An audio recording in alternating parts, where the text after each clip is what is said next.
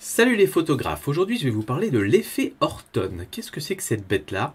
C'est un effet qui est extrêmement utilisé en photographie de paysage, notamment ces dernières années, parfois un peu trop. Donc on va voir comment faire l'effet Horton, à quoi ça sert, dans quelles conditions l'utiliser et dans quelles conditions ne pas l'utiliser.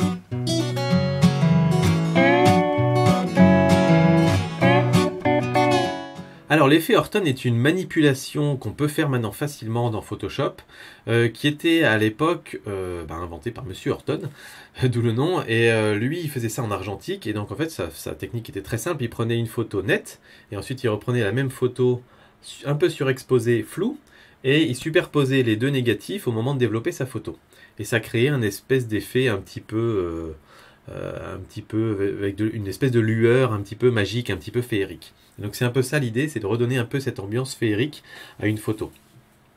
Et je vais vous donner quelques petits exemples pour vous montrer ce que ça fait. Alors ça c'est une photo que j'ai prise en Écosse, que vous voyez souvent derrière dans le fond de mes vidéos.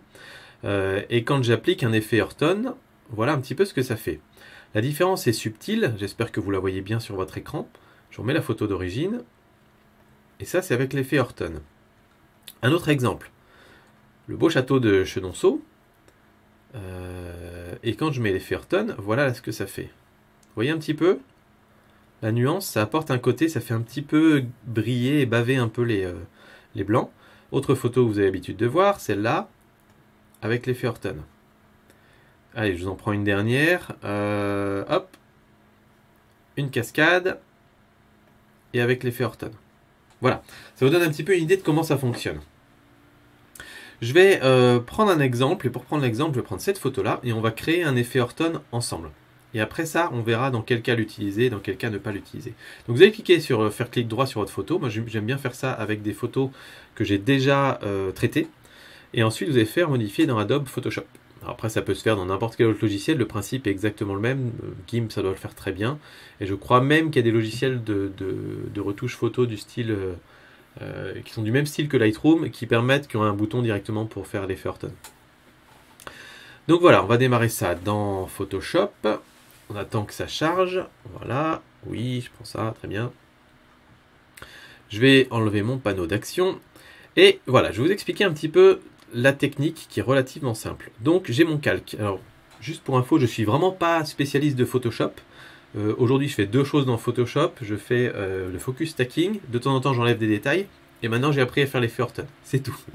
Voilà, donc pardonnez-moi si je fais des erreurs. Et donc, ce calque, on va le dupliquer deux fois. Donc, on va en créer un deuxième. Et puis, on va en créer un troisième. Le calque du milieu, ça va être notre calque Horton. Et le calque d'en haut, ça va être le calque... Hop, netteté. Qu'on utilisera à la fin. Pour l'instant, on le désactive. Donc notre calque Horton, c'est celui sur lequel on va venir appliquer le flou. Donc je prends mon calque, je vais venir utiliser un filtre et je vais faire du flou gaussien. Alors souvent, il est dit que ce qui marche bien, c'est de mettre un flou qui correspond à peu près au nombre de mégapixels que vous avez sur votre appareil photo. Donc d'une manière générale, entre 20 et 30, ça marche bien. Voilà, moi cette photo était prise avec mon 70D. Donc si je mets 20, 25, on n'est pas à un près, après on s'en fiche. Hein. Donc voilà, j'ai appliqué un magnifique flou sur ma photo, c'est splendide, c'est magnifique. Et ensuite, l'idée, comme on veut faire en sorte que les hautes lumières en particulier brillent un petit peu et cette espèce de lueur qui ressort, il faut qu'on les fasse baver un petit peu. Donc il faut que vraiment on s'applique à avoir une photo très contrastée.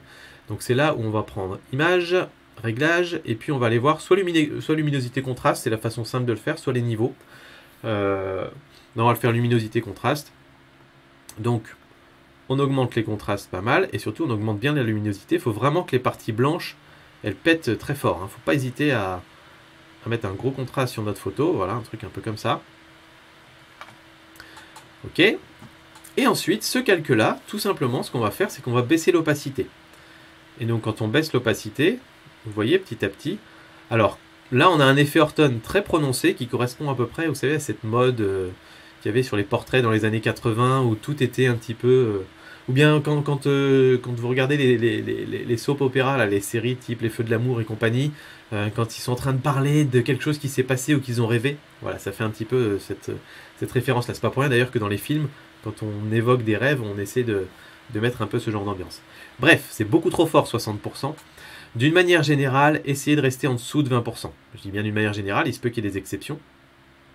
Mais voyez là, si on se retrouve à 20%, on a quand même un effet qui est relativement fort. Je vous l'enlève, hein. Enlever, avec. Donc, vous voyez que l'effet est assez fort. Et ça, c'est un effet qui se voit. Ça se devine quand on arrive sur la photo et qu'on voit, on dit, oula, il y a un truc un peu bizarre, un peu doux. Après, ça peut être voulu.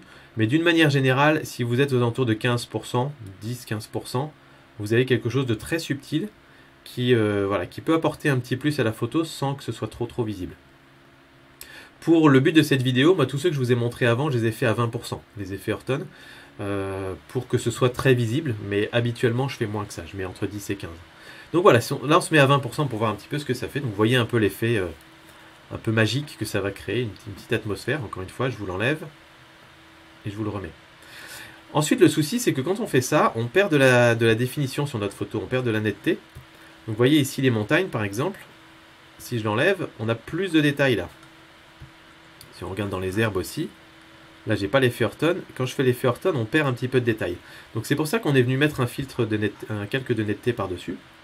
Et là c'est très simple, on va juste appliquer la netteté telle qu'elle se fait dans Photoshop. C'est-à-dire, je prends mon calque, je le revalide. Et cette fois-ci, on va faire filtre, divers, passe haut. Et puis là, il faut sélectionner à peu près la bonne zone pour renforcer la netteté. Ça se fait un petit peu comme dans Lightroom. Hein. On voit directement ce sur quoi on va renforcer la netteté. Donc en général, un rayon de 2 à 3, c'est pas mal. On va mettre 3, allez. Hop. Et ensuite, on va fusionner ce calque avec celui d'en dessous. Enfin, on va pas le fusionner, mais on va faire un mode de fusion qui en général marche bien, qui est lumière tamisée. Hop. Voilà. Et donc là, maintenant, si on rezoome un petit peu sur notre photo, s'il veut bien. Voilà. Si on regarde un peu nos brins d'herbe, si j'enlève le calque de netteté, vous voyez ce que ça fait. Et quand on le rajoute, ça ramène de la netteté. Voilà. Donc là, on a retrouvé un peu de détails dans notre photo, mais on a toujours notre effet Horton. Parce que si je reprends mon calque et que je le remets dessus, avant, on avait ça. Maintenant, on a ça. Voilà. Donc ça vous montre exactement comment le faire. Moi, je me suis créé une action ici. C'est très simple, si vous n'avez jamais créé d'action dans Photoshop, c'est vraiment très simple, il faut juste connaître exactement les étapes que vous suivez. Et ensuite, vous appuyez sur le petit bouton enregistrer, vous refaites toutes ces étapes, et ensuite vous appuyez sur stop, et vous avez créé une action qui se fait automatiquement. Donc je vous montre, si je supprime ce que je viens de faire, hop, je prends mon calque 0, moi j'ai Horton avec toutes mes actions ici, et cette fois-ci, hop, donc je sélectionne Horton, je fais lecture, et puis je le laisse travailler pour moi. Donc là, il a automatiquement créé les deux calques. Il a renommé le calque en netteté. Il est en train de me faire l'effet Horton sur le calque du dessous. Il est en train de me faire la netteté. Et puis, j'ai rajouté un petit conseil que j'avais trouvé dans la vidéo de Steve sur le sujet, sur l'effet Horton, qui est de créer des calques, comment on appelle ça, des objets dynamiques. Alors, je ne savais pas ce que c'était avant d'avoir regardé la vidéo de Steve, donc je vous conseille d'aller la voir d'ailleurs, elle est très bien. Parce que les objets dynamiques vous permettent de revenir en arrière et de dire par exemple, bah là mon effet Horton, maintenant que j'ai fait tout ça, que j'ai fait ma netteté, je le trouve un peu fort. Donc je reviens sur mon effet Horton et je vais revenir peut-être sur la partie luminosité contraste. Je double-clique dessus et j'essaie de voir en rajoutant la luminosité ou en enlevant ce que ça fait. Tiens, je vais rajouter un peu. Le contraste, je vais baisser un petit peu. Et donc ça permet à la fin, avec l'image devant les yeux, de retoucher les différents effets qu'on a pu faire. Et pour ce type d'effet, c'est très important parce que justement, on crée un peu une formule magique et on ne sait pas encore ce que ça donnera à la fin. Donc on peut revoir le flou aussi, par exemple. On peut très bien dire, bah, si j'augmente beaucoup plus le flou, qu'est-ce que ça donne? D'accord. Si je baisse le flou, ok. Et donc on peut essayer de trouver la zone où ça nous paraît plus exactement l'effet qu'on souhaite faire. Voilà. Et puis dernière chose possible aussi, c'est de dire l'effet Horton, je veux qu'il s'applique, mais pas sur toute la photo, seulement sur une partie de la photo. Et pour ça, on peut tout à fait, par exemple, rajouter un filtre de... Comment on appelle ça? Je suis très nul en Photoshop, hein, comme vous pouvez le voir. Un masque de fusion. Et pour le masque de fusion, on va lui dire, je veux que tu appliques cet effet-là que sur une partie de la photo. Par exemple, je veux pas que ce soit sur le coin en haut à droite. Et donc pour ça, par exemple, on va se faire un petit dégradé. Et si je dis pas de bêtises, sur le masque de fusion, tout ce qui va être en noir n'appliquera pas l'effet de ce masque. Donc je fais mon dégradé ici comme ça. Allez, on va le refaire un petit peu plus fort même. Voilà. Et donc là, tout ce qui est en noir n'applique pas l'effet Horton. Et donc, voilà, je ne l'ai pas Je ne l'aurai pas sur cette partie-là. Donc ça permet d'être quand même assez précis. Et puis ensuite, on peut fermer, dire qu'on enregistre, et on va se retrouver dans Lightroom avec notre photo, avec son bel effet Horton. Donc voilà, moi je vous dis, j'ai enregistré ces actions, ça me permet de les faire beaucoup plus rapidement. Alors, voilà un petit peu ce que ça donne. Maintenant, est-ce que ça marche sur toutes les photos? Non, ça marche pas sur toutes les photos. Là, ici, on a un exemple qui marche plutôt bien, avec un super beau gosse ici au premier plan, qui est en train de regarder le paysage. Et on est dans une situation où on a un peu envie de rêver, on a un peu envie de voir, voilà, un peu seul au monde, etc. Ça marche bien. Il y a des situations, typiquement par exemple, j'en ai une qui est un très très bon exemple, qui pour moi ne marche pas du tout. C'est celle-là. C'est une photo que j'ai faite à la montagne. On est typiquement sur une photo de paysage. Est-ce que j'ai vraiment envie d'avoir une atmosphère très onirique dans une photo comme ça? Non, j'ai fait exprès de donner beaucoup de détails au nuage, de donner de la texture, de donner beaucoup de contraste sur tout ce qu'il y a devant. Rajouter un effet Horton va juste annuler un peu tout le boulot que j'ai fait sur cette photo finalement. Donc regardez, j'ai appliqué l'effet Horton, tout devient un petit peu fade et je ne trouve pas non plus qu'il y a un côté particulièrement magique qui se dégage de cette photo. Je la préférais avant, donc ça ne marche pas. Autre exemple, ici, sur cette photo-là, c'est une photo sur laquelle j'ai toujours un peu galéré parce qu'il y avait une ambiance, une atmosphère qui a fait que j'ai capturé cette photo-là à ce moment-là parce que j'adorais l'ambiance à ce moment-là et j'ai trouvé que ça rendait jamais en photo. Et en appliquant un petit effet Horton, ça rend un petit peu mieux. Alors il est un peu fort l'effet Horton, mais je trouve que ça apporte la douceur qui manquait un peu à la photo. Donc pour des photos de forêt par exemple, où il y a beaucoup d'arbres, où il y a cette espèce de complexité qui est difficile à traiter, notamment ici on avait ça avec les herbes, c'était un petit peu compliqué, ça fonctionne pas trop mal en fait. Et voilà, autre exemple ici, là on a une scène qui est un petit peu onirique et tout ça, ça fonctionne pas trop mal pour ce genre de scène. Après avoir laquelle vous préférez, je pense que ça peut fonctionner sur celle-là.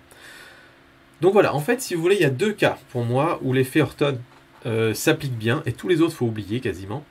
Le premier cas, c'est tous les moments où vous avez des rayons de lumière. Vraiment une lumière très qui fait un petit peu magique, un peu elfique quasiment. Alors est-ce que j'ai des photos ici qui... Oui, un petit peu celle de Chenonceau est un petit peu comme ça. On a une lumière un peu particulière, et donc ça va vraiment venir donner cette espèce d'éclat très doux. Sur une photo de cascade aussi, souvent ça peut marcher un petit peu. Alors ici, je me suis amusé à... Parce que vous allez me dire, ça fait un peu le même effet que si on fait de la clarté négative. J'ai mis de la clarté négative, j'ai essayé sur cette photo-là, et vous voyez un petit peu la différence. Donc ça, c'est la photo de départ. Quand j'applique de la clarté négative, ça donne ça. Quand j'applique l'effet Horton, ça donne ça. Donc vous voyez que sur la cascade, c'est pas exactement la même chose. La clarté négative est tranche beaucoup plus, on va dire. Et surtout pour moi, la grosse différence, elle se passe dans l'herbe. Ici, avec l'effet Horton, on a perdu un petit peu de contraste, mais on reste sur quelque chose de réaliste. Avec de la clarté négative, j'attends que ça charge. Allez, voilà, avec la clarté négative, on a une espèce de pâté que je trouve pas du tout joli. On perd beaucoup de détails et ça fait une espèce de pâté informe qui se voit vraiment de loin, et c'est pas beau. Donc pour moi, la clarté négative est à proscrire, en tout cas en grosse dose, à cause de ça, même si sur la cascade c'est pas trop gênant. Par contre, l'effet Horton permet d'éviter ça. Donc voilà, sur cette photo, je pense que ça peut le faire de mettre un peu d'effet Horton. Là, il y en a trop, évidemment, j'en mettrai un petit peu moins.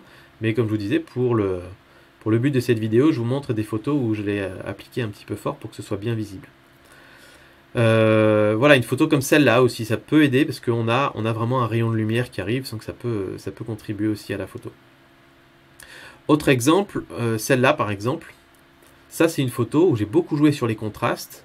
Typiquement, rajouter un effet Horton, ça ne change pas grand-chose, à part décontraster un peu ma scène. Et donc, dans ce cas-là, je préfère ne pas le mettre. Voilà un petit peu. Donc, écoutez, je vous invite à expérimenter un peu avec l'effet Horton. Donc, voilà, je vous ai donné les deux éléments. Quand il y a des rayons de lumière, un peu de brume, des choses comme ça marche très bien. Et également, quand on veut décomplexifier une scène avec beaucoup d'arbres, par exemple. Tenez, cette scène-là, par exemple. Alors c'est pas un bon exemple parce que j'ai fait en sorte au traitement de pouvoir mieux faire ressortir les arbres. Faudrait que je prenne une photo de forêt pour que ça marche mieux. Et ben attendez, je vais vous la chercher la photo de forêt. On va faire ça maintenant quand même.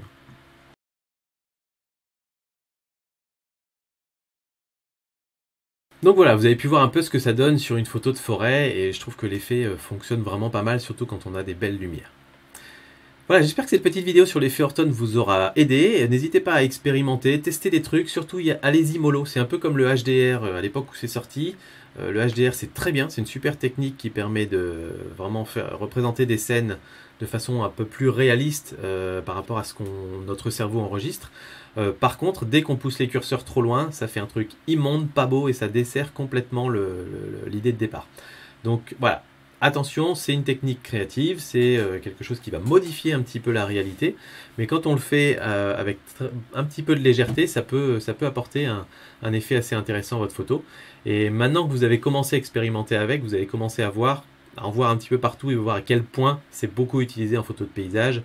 Dès qu'il y a des belles lumières, dès qu'il y a des couchers de soleil, dès qu'il y a des grands paysages, c'est souvent utilisé. Allez voir sur 500px, vous allez voir, il y a la moitié des photos de paysage qui sont dans le top des photos qui utilisent l'effet Orton. Souvent un petit peu trop, je trouve. Voilà, attention que ça devienne pas kitsch. J'espère que cette vidéo vous aura plu, et puis moi je vous dis à très bientôt. Salut!